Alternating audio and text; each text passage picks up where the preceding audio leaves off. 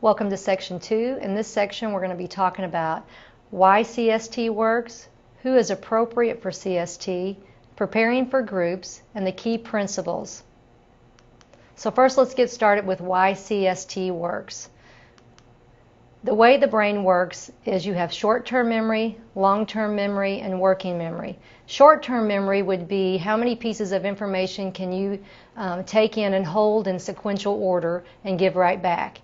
If the brain puts value on that information, it will move it to long-term memory. When you want to think about something, the brain pulls it into what we call working memory. And in this area, the brain thinks about things in two ways. You can visualize memories or what you've learned or thoughts, or you can hear yourself talking, which we call conceptual thinking, so thinking in words. Working memory is the basis to executive function, and we'll kind of go into that later as we go through some of the why it works. For CST, I believe what happens is in working memory, we meet the people where we know they can remember something, which is usually long-term memory. So you talk about something you know that they're going to remember, and then you try to turn more lights on around it. So you start them with an idea, you kind of get that idea going in their working memory, and then you move to something else and you prompt them. So you may start out talking about childhood events, and then it may be, what was your childhood home like? Well, what was your home like when you were married and raising your children? What are your children's homes like? How are they different? How are they the same? And you basically are just kind of turning lights on in their memory so that they're thinking and connecting more thoughts. I'm going to talk a little bit about stress because that's going to come into play as to why this program is designed the way it is. When a stress occurs in the brain or in the body, or the person perceives a stress, what initially happens is the amygdala, which is the part of the brain responsible for emotion, will signal the hypothalamus to say we've got a stress, we need to get ready, we need to be ready to go into fight, flight, or fright. When that occurs, the system called the sympathetic nervous system is fired and activated. That releases what we know, most people know of as adrenaline or epinephrine. What those chemicals allow your body to do is to increase your heart rate, increase your respiratory rate, give more oxygen to your brain. It also allows glucose to get to your skeletal muscle so that you can basically go into fight, flight, or fright. If the stress or the perceived stress goes for a little bit longer, the body will kick in the second phase of this, which is called the HPA axis, and that's what your slide is referring to. In the HPA axis, what happens is the amygdala now tells the hypothalamus, we got to keep the pedal down, we got to keep this system up and going and activated. There's still stress or perceived stress. What happens then is it will fire to the hypothalamus. Hypothalamus will release some hormones to the pituitary. The pituitary will release a hormone that signals the adrenals to release cortisol. And cortisol basically releases glucose so your skeletal muscles can continue to do what they're doing, to be ready to go into fight, flight, or fright. We know that cortisol also does some negative things if it stays in the system and is elevated for too long. It can do a lot of damage to the gut, which then affects the ability for the body to make serotonin and melatonin. It can also change the permeability of the gut, which means how it digests things and at what level it gets into the bloodstream. And it has a large impact on the immune system. So what should happen naturally is as the stress is resolved or the perceived stress is gone, then the system, as that cortisol level rises, should actually trigger in the hypothalamus, the hippocampus part of the brain should come in and cut the system off and get the cortisol levels lowered again. What happens when that does not happen and the person is under prolonged perceived stress, the cortisol levels that are high actually damage parts of the brain, and one of which is the hippocampus. So it's kind of a cascade effect. The hippocampus is responsible for helping the system shut down, but if the system stays up and running too long, that cortisol actually damages the hippocampus. The hippocampus can't shut the system down, so you're kind of in a bad cycle.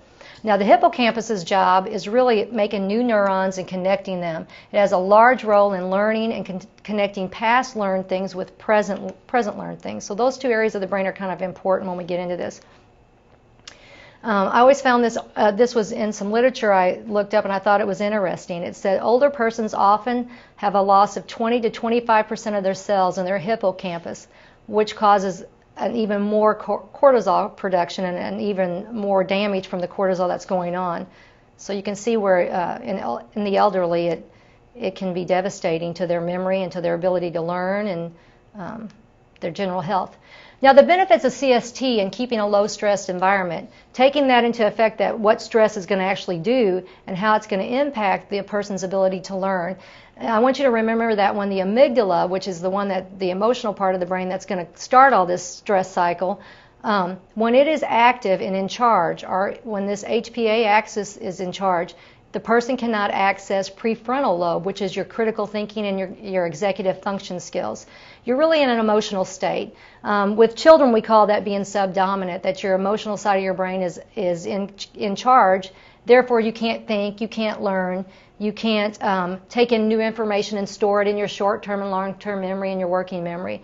So our goal through CST is keep the stress level down, keep those cortisol levels down, keep them in their thinking part of their brain. So that being said, you want to make it an enjoyable experience so that they'll come back and that it's low stress. You want to control for that anxiety. And the other thing I often think about when we're doing this is there are things we know help a person release serotonin. And serotonin is kind of the chemical that makes you kind of feel good about things. We know it's through a sense of belonging, a sense of achievement, and really getting like rib cage expansion and slow release, which is what you do when you say take a deep breath, count to 10, and slowly release. So the sense of belonging comes from the group experience. Sense of achievement, nobody's wrong in this group. Your opinion matters. If we do an activity, it's an activity that nobody's going to fail at, that everybody's going to feel some success. And one of the things I want to bring up about that is you'll often see patients say, I feel much better about life because I know other people are going through the same thing. That sense of belonging is going to decrease that stress because they realize I'm not alone out there. And improving overall self-esteem. Having people they can talk to that are going through the same shared experiences helps us kind of deal with it ourselves. Now, who is appropriate for CST? So we have like a schematic or an algorithm kind of slide for you, and we'll just kind of go through it. The first thing we do when we bring patients in is we do a pre-evaluation. And one of the first things we test them on is the SLUMS, the St. Louis University Mental Status Exam. You really want that score to be above a 10. On that test, there's a possible of 30 points. 10 or below, you're probably getting into some areas where these people are more into severe dementia and are not going to respond as well. CST is really geared towards mild to moderate dementia patients. That being said, we have had people in our program who have been below a 10 and have improved those scores and have gotten something meaningful out of the experience. Can they have a meaningful conversation?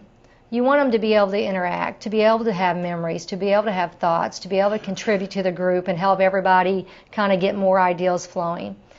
Can they hear well? Can they see well? If they have hearing problems, this can really impact their ability, and it kind of slows the group down. We have had cases where a patient could not hear, and we had to stop and repeat things louder and pause the group, and it kind of stagnated some of the movement of the group getting on with conversation and keeping it flowing. Is their vision good enough? You will use a lot of visual aids in this. We have handouts. We do things with creativity. If their vision is really low, you can almost cause them more stress because they realize that they're not being able to keep up with the group, and you don't want to do that. You don't want to put them in a situation where they're more stressed out about their deficits. And is the person able to tolerate 45 minutes of the session, which is the typical length of the session? You can get into things where it's somebody that doesn't feel good, they can't sit still, they have pain, they have to go to the bathroom, they can't keep their attention that long. So you want to kind of look at those things, and you always want to make kind of your clinical judgment at the time if you think it's something you can work through, or if it's something that really you shouldn't put that person in this group because it's going to cause them more, it's going to damage the group flow or that person's own self-esteem. If you answer that all those they're good on, then they're right for the group. Now the test that we use, or we have been pre-testing on, as I said before, is the SLUMS, the quality of life assessment for dementia, the Cornell scale for depression for dementia. On the quality of life and the depression scale, we get the participants' scores pre and post, and we also get caregiver scores so that we can see how the caregivers are rating their loved one. The TUGS, which is the time up and go test, I do that because There's a lot of connection in the literature about frailty and the ability to move, and the time of a go is basically how fast can you get up out of a chair, walk down the hallway, turn around and come back. Gives us a little bit of insight into a frailty, which is a risk factor for dementia. The short bliss test, which is another cognitive screening test. Trail making A and B, which gives me some input into their problem solving. And I also utilize the AMPACT, mobility and daily activity, not so much for what it was intended for, but more to give me an idea if they have insight into their disabilities. So I have several patients who will tell me at the age of 85 and they're walking into my evaluation with a walker and they're very frail, tell me that they can lift 100 pounds from floor to table. So it kind of gives me some insight into their ability to know their limitations. Those links on that prior slide will give you samples of these tests. So you can go there and access them. They're all online. You can print them out. These are some of the copies of them. The first one's the slums. These are the exact tests that we use. Quality of life and the time up and go. Now we're going to move on to preparing to begin groups. A lot of this is very simple. We've lined it out so that you can just kind of use it as your guide to doing this. The first, you're going to have to make sure that you have a meeting place that's accessible to people, that is going to be consistent so that every time you have a group that you're going to be in that same room to help them with some orientation and decrease some fear. You need to look at, can these people get to this group? Do you need to provide transportation? Is there going to be a way to get them there? Are the caregivers going to be reliable? Can you have that room for the 7-week period you're going to need it? And then deciding on a time. We have found in the last 2 years that we've been running groups, 9, 10 in the morning are the best times for people. If you get too early, they don't get up and move that fast. If you go too late, you're getting into their lunch and their level of alertness is not as strong. Marketing recruitment depends on what your facility is. Addressing the medical community, giving presentations to them has helped us. Websites, newspapers, senior centers, long-term care facilities, churches, anywhere that you can access people that you may think might benefit from this. Newspaper articles have helped us some. You need to make sure you explain the nature and the purpose of the group to the participant and to the caregiver so that they understand what exactly they're getting into. You need to look at your supplies, what you're going to need, and we're going to enclose here on one of the slides will be a list of what we recommend that you have to get ready for group. A lot of them are supplies you're going to use for the individual activities. Some of them are supplies you're going to use every single session, like a dry erase board or an area to write the date, the time, the season. And then again, on those supplies you can get them Hobby Lobby, Amazon.com. And then preparing for sessions. You really need to put some importance on preparing, because it's very easy to go off kind of the grid and kind of do your own thing with this, but you need to stick to these activities. They were designed in order to go through certain skill areas and build on those. So making sure that you use your books, your manuals, your CDs that come in your manual so that you can see how and why you're doing each activity, which gives you a little bit better goal of what you're going to do when you get in there. This is the slide that I was talking about. This is our initial supply list. I won't go through it word by word, but like I said, some of them are more geared towards each individual activity. Some of them are more about you're going to use the same every time you meet with them. You're going to need a dry erase board. You're going to need markers. You're going to be writing things down. And you'll find as you get along the way that you'll have your own things to add to this list. Let's go into the key principles of CST. There are 18 key principles to this program. Mental stimulation, getting people's minds active and engaged. By far, these people tend to be very isolated. They tend to stay at home.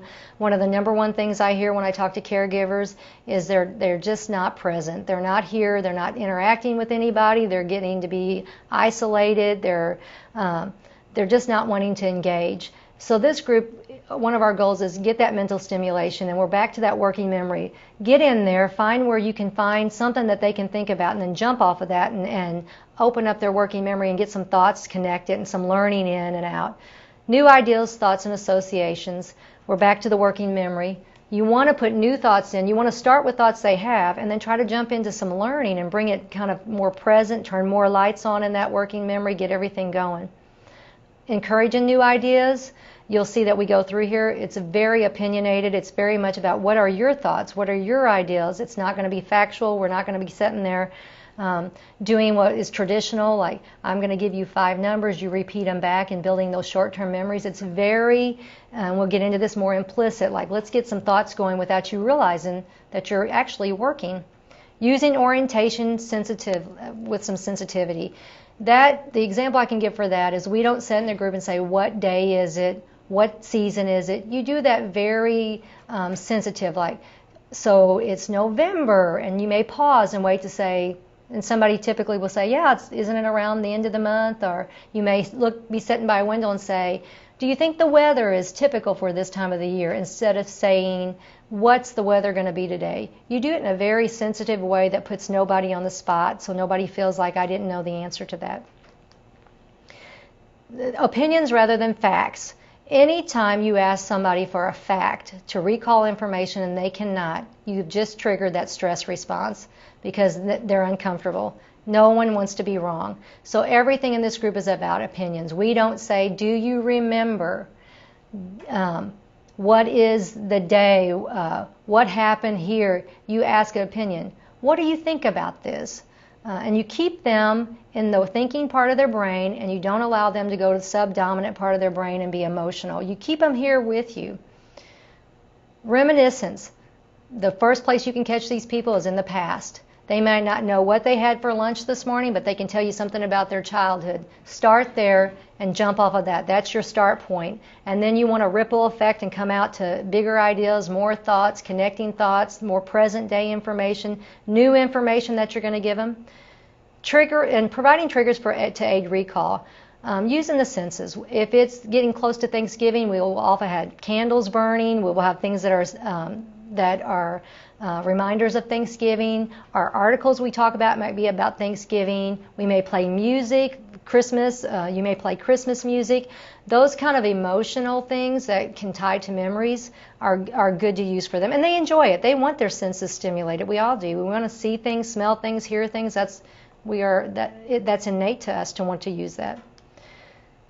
Continuity and consistency between sessions. That is all for stress. You do not want to be changing things up. Well, today we're going to be in this room, but yesterday we were in that room. They come into the same room. They sit in the same circle. The chairs are in the same place. We go through the same format in the group. We go through the orientation. We toss a ball around. We keep it as controlled as we can so that everybody feels like it's predictable, it's safe, I know what to expect. Even if I forget a little bit session to session, I'm triggered right away. Yes, I remember. We throw the ball and then we do this. Implicit rather than explicit learning. It's much easier for people to learn things when they're not aware. We often get asked by our participants, how is this helping me get my memory better? Although they all score higher on their slums, their families all report improvement, they don't understand because we're not sitting down just working on direct memory. And so we explain to them about the working memory. It's not about just putting things in and making you remember them. It's about just turning on the lights on things you already have in there and then adding some stuff to that. And stimulating language.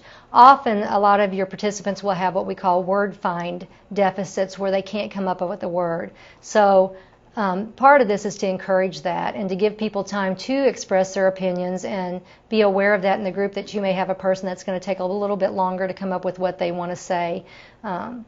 Studies have shown that it does improve their language ability. And stimulating executive function. And I kind of alluded to this earlier. Working memory is the basis of that. And if you remember back when we were talking about stress, I brought up the amygdala. When the amygdala is in charge and the stress response is in full force, you cannot access what we call the prefrontal lobe, which is where in the frontal lobe, which was executive function, critical thinking, you can't access that. So part of keeping this and opinions and keeping the stress level low and keeping it fun and putting in information at the level you know that they can understand it is also that you can keep them in the thinking part of their brain and access some of that executive function. Person-centeredness. This is more treating them as an individual, being respectful of them, making sure you know each one of them and where their limitations and strengths lie so that you can challenge them on an individual basis. I may have a goal on one person that they're going to initiate a new topic of conversation, whereas someone else I may say that they're going to be able to follow the conversation with just prompts to interact into it. You'll have patients who can talk and interact and their deficits are subtle, but I may have a patient on the other end of the table who can't even keep up with what we're talking about, needs more time to process that. So you need to be aware of that when you go in, that these people bring in different levels of ability, different deficits, and being respectful and allowing them to be different, allowing them to have their own opinion, just realizing when we're there, we're all on equal ground. Involvement, encouraging individuals to contribute. This, again, you have to be respectful of. Everybody's at their different level, and so you can't expect everybody's going to jump in and just start talking and offering things. Everybody's going to do it at the level that they're able to interact, and your job is just to push into where you know that max ability of theirs is, to kind of, again, know your patients and know your participants. Inclusion. If you have someone who's not interacting, you want to kind of try to figure out why. Are they just shy? Is this their typical personality?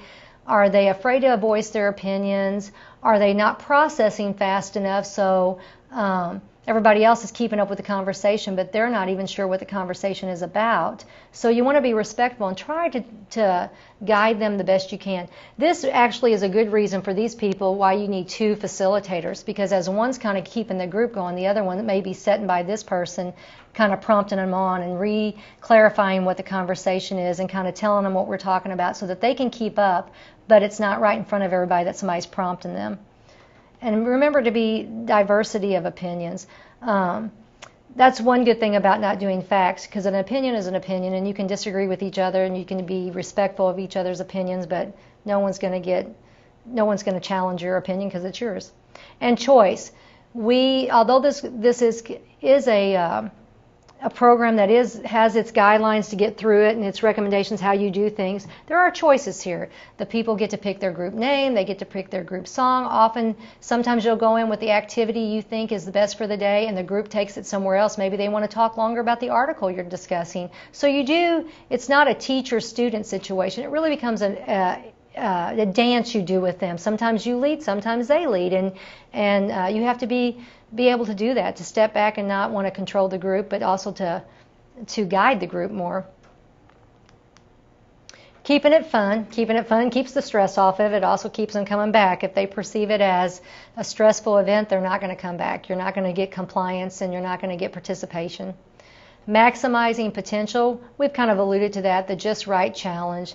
If you have somebody that is higher functioning and they want to discuss the article in great depth and have a high level of reciprocal language, but you have someone else at the other end of the table that's really not even sure what you're talking about, you have to make sure that you as the leader are making sure that you're aware of where everybody's potential is, and making sure that you get each person to their level, but that you don't expect everybody to be at the same level.